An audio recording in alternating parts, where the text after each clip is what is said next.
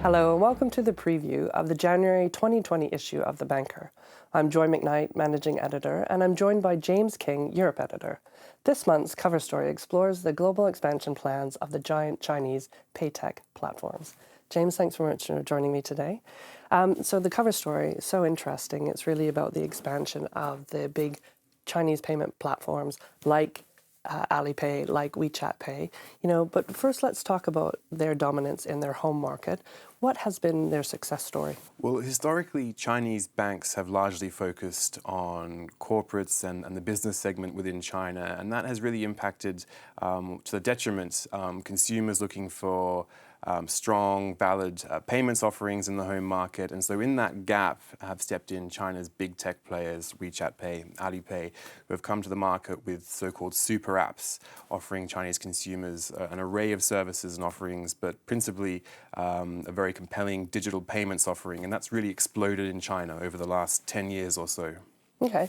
And how big is the payments market in China, and how much dominance do they really have? Well, the annual payments market is worth about $42 trillion as of last year. So it's a sizable market. It's massive and the largest sort of digital payments market on the planet. So that really speaks to the success of these two groups, which account for the majority of that total, and the growth that they've experienced over the last decade. But now they're making plans to expand globally. What kind of strategic partnerships is enabling them to do that? This global expansion story has really been built principally off the back of the flow of Chinese tourists to their favored markets in Europe, in the US, and also in Asia.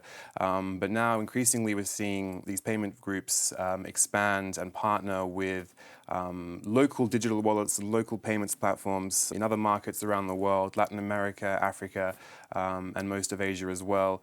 And so we're seeing these partnerships and these tie-ups providing the local digital players with the scale and expertise that these Chinese paytech giants can bring to them.